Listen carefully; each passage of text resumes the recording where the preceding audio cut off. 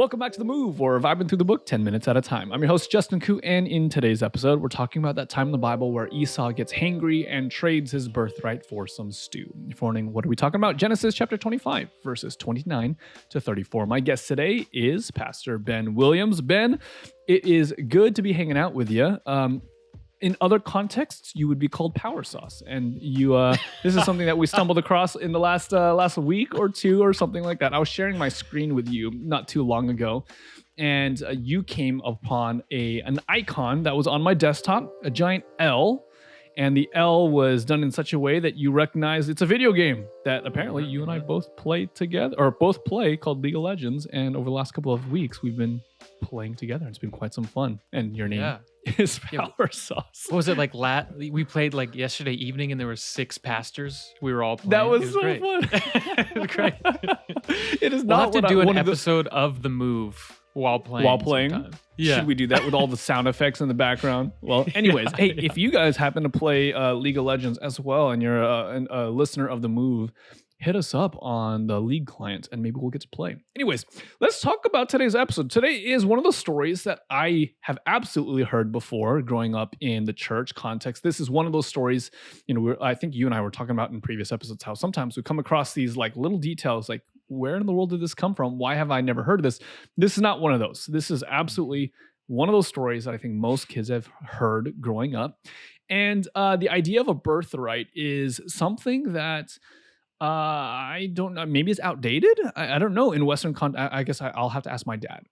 Is there something that's going to happen with birthright and inheritance and all that kind of stuff? I found out through Jonathan's presentations when he talks about birthright. He has like kind of a passing comment. Something I did not realize is that the firstborn son.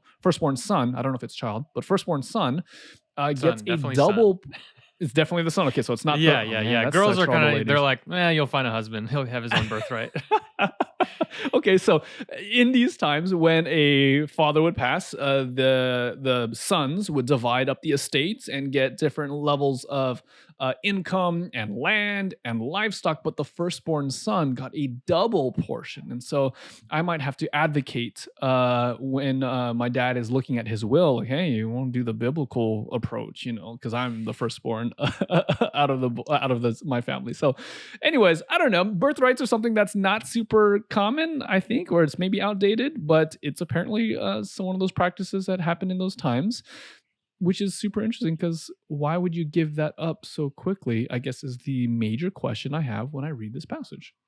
Yeah, and something that's interesting is that, yes, it's monetary. So like you get, let's say there's 2 brothers, like in this case, Esau would get 2/3, Jacob would get 1/3. But also there's another thing that comes with it, especially within the household of believers, is that the firstborn is kind of the spiritual head or the spiritual priest of the family, if you will. And so there's this interesting thing, to me at least, where Jacob seems, yes, like he probably wants the double portion. Like, why would you not? But he wants the money. He wants the land. He wants the goats.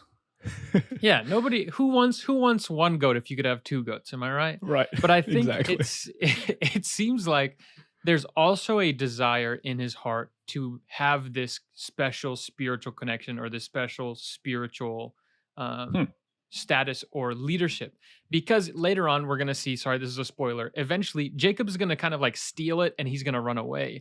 And if you think about it, what would be the purpose of stealing the monetary birthright if you are now going to flee and not live at home anymore? Oh, because the consequence is, technically you got the stuff, but now you have to run away because you're afraid of dying and you leave the stuff behind. So the only thing that he actually ended up with was this kind of spiritual or ethereal type of blessing. It wasn't the monetary blessing.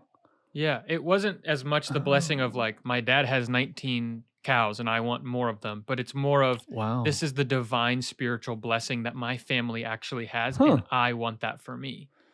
I was not expecting that. I kind of read it from the opposite perspective, where Jacob is this deceitful person. He just wants the money. It's just all kind of a monetary grab, and so he's willing to kind of mess over his brother. But that makes a lot more sense because you're right. He doesn't end up keeping the stuff, at least at that stage of the journey. He had to have been after the spiritual component instead.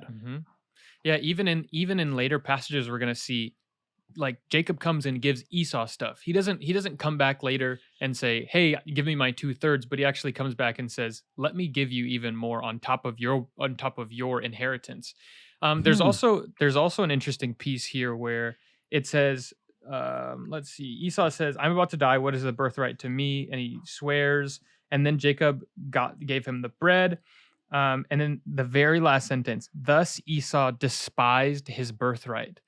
Now Yeah, it's he's yeah, and how would this make sense? Like Esau despises getting 2/3 of the property instead of 1/3. It's like no, but right. Esau actually No. despises something about it, and you can kind of sense this in just learning about Jacob and Esau. And I mean this is me reading into it, kind of just thinking about it. Is Esau is seems to be more of like a free spirit. Like I'm a hunter, I'm out in the Hmm. wilderness, like I'm doing my thing. But then the Bible describes Probably wears a Jacob lot of as flannel. yeah, wears a lot of flannel.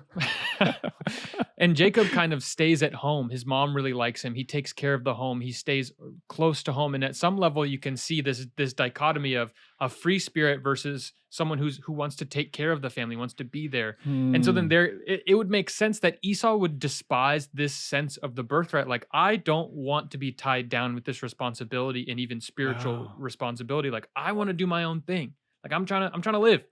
And so Wow. then this is where I mean, I think some people have been like, well, Esau, he traded and he didn't know how much his birthright was worth. But I would say I think Esau knows how much his birthright is Hmm. worth, but he doesn't really want it. Like it's not like I don't it doesn't even seem like Esau here is actually deceived. Like Hmm. because the point of this story I think is to show that Esau doesn't want this responsibility. Because if he Wow. was deceived, then why would it say that he despised his birthright?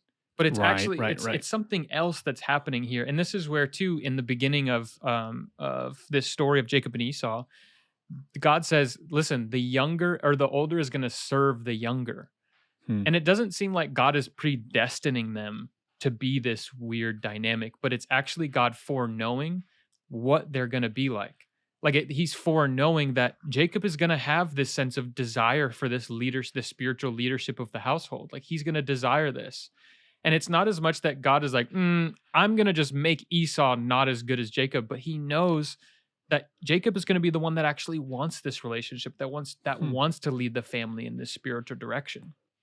So okay, so this is super interesting. The idea that Esau would despise the birthright. I'm trying to understand. Okay, I get that he doesn't want maybe the spiritual aspect of it, and Mhm. or maybe the leadership aspect. He just wants to be out in the fields. He wants to be hunting. Maybe wants to just take care of himself. He wants that freedom and independence.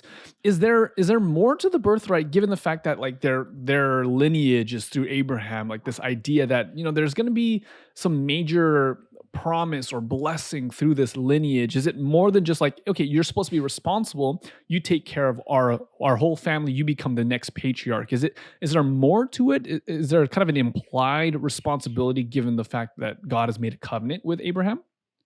Yeah, definitely. Because I mean, Abraham, all of them know that through their line, the whole world is going to be blessed. And with that, like, yeah, there's definitely a responsibility to that. Hmm. And I think, yeah, like it's an interesting thing to me here because when I was younger and I read this, I was always so confused on like why did God Yeah. like hate Esau?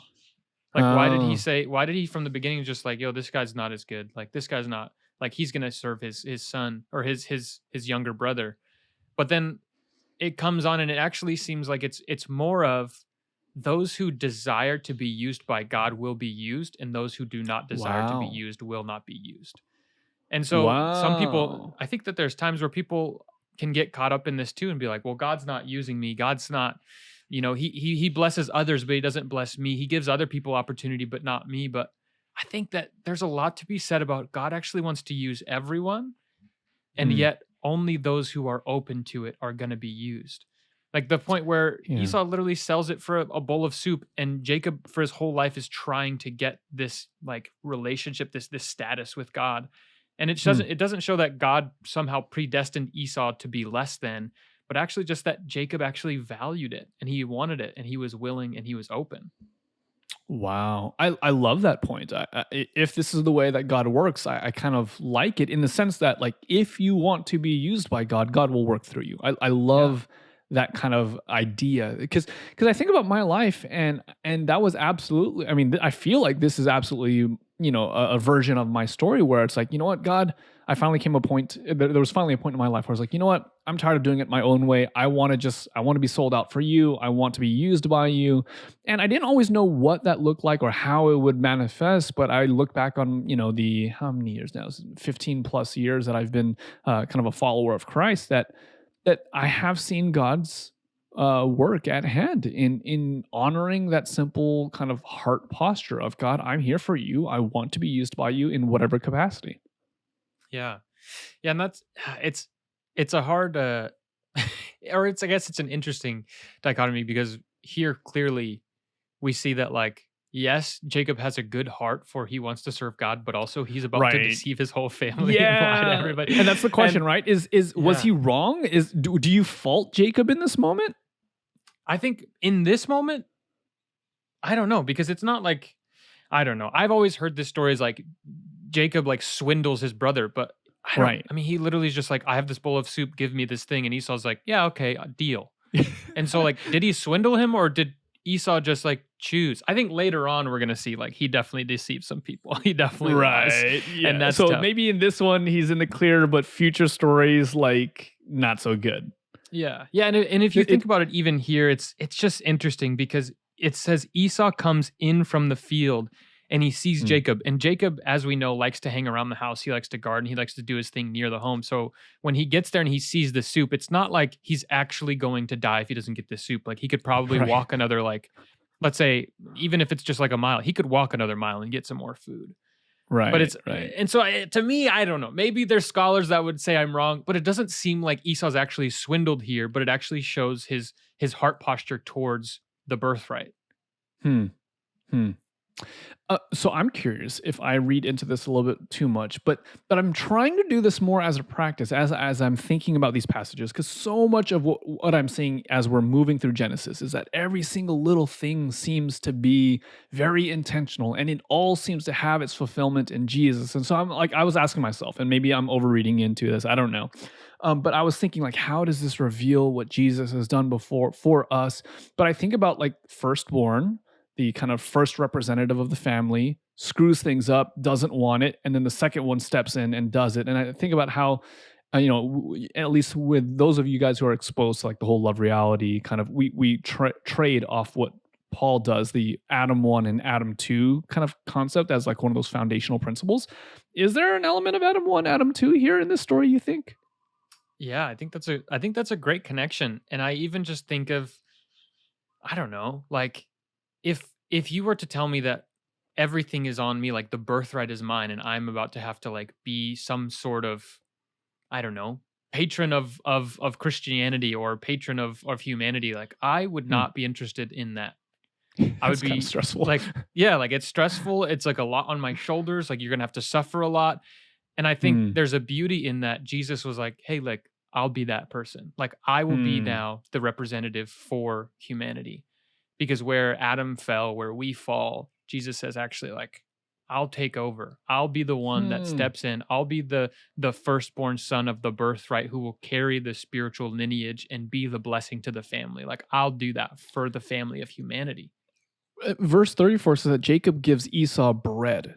Like the way that Mm. this kind of transaction from firstborn to secondborn, this spiritual birthright, this privilege, but also this responsibility of representing the family, is when he offers up bread, when he breaks bread and it's given to the other person. Hmm. And to me, I'm just hearing echoes of that Last Supper where Jesus is like, yo, this is my body, and I break Hmm. it and I give it to you. And that's when he assumes the mantle of representing all those who would come behind him. Hmm. Yeah. Yeah. I love that. I love that. And I think it's beautiful that even when Esau despises the birthright and he's like, nah, man, I'm not trying to be the representative for this family, like, Jacob then still takes him under his wing. You know what Mhm. I mean? And I think of like what you're saying, like, Jesus turns around to us and says, listen, I know you didn't want to do it. I know you couldn't have done it, but Mm. now, like, partake in my flesh, partake in my sustenance. Even though, yes, I'm your representative and I took care of everything, let me now also sustain you day to day.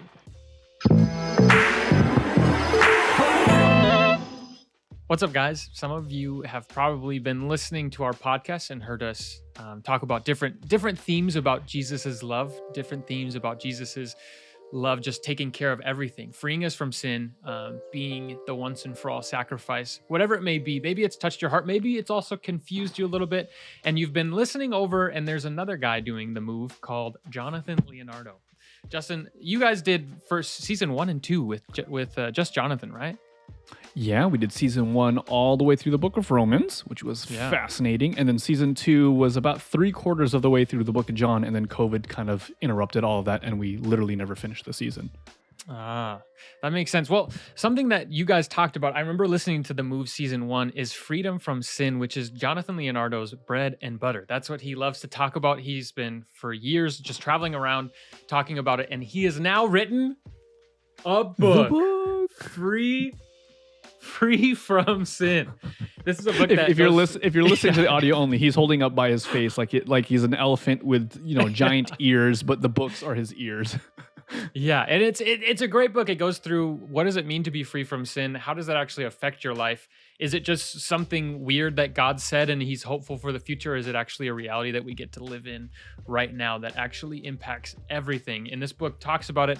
This book explains to you why it actually matters that Jesus died, that he raised again, and that we are now free from sin. And so if you have questions about that, or if you're just interested in what that means, please pick up this book. It's available on Amazon, I think, for around $10, or the Kindle version's like $7, something like that. No. The Kindle version's now 99 cents. The Kindle? Okay. I was gonna say you should go pick it up, but now you have to. If it's 99 cents, if you need money, just text me and I'll Venmo you 99 cents. That's what I said. I said on the last time we talked about the book, I was like, guys, like real talk. If any of you are in one of those positions, and no shame if you are, like I remember being one of those poor, starving college students, for many years. If that's you, hit me up. I'll send you some money. Grab the book because, like, let's just real talk. Like that book, or not the book, but the things that are talked about in this book changed my life for the better. And I would love for each of you guys who are listening, if you haven't yet experienced this, to be able to be exposed to it, because it's some good. Yeah, same here. So you've heard it here. 50 cents from me, 50 cents from Justin. You'll get the book. It'll be great. What's your Venmo? So that way people, if they're serious on taking up this offer, that they'll hit you up and be like, yo, send me 99 cents for the book. Let me look. I don't even know. I don't know if I've ever looked at what my Venmo is. My Venmo is Ben-Williams-204. Oh, my Venmo's not signed in. It's okay. Just Venmo me. Justin will Venmo me. No. I want to put mine out there too, so that way I can be a part of the fun. And if you prefer to not use Venmo, but you use Cash App like boomers like myself, my handle is the $JKHOE. JKHOE. So 2 offers on us getting you the Kindle version of the book. Check it out if you want. If you are in a better position and you're just like, nah, I don't need your help. I'm going to get the book for myself because I'm a strong, independent person. You can do so. The link will be below the show or in the show notes, and you can check it out right there.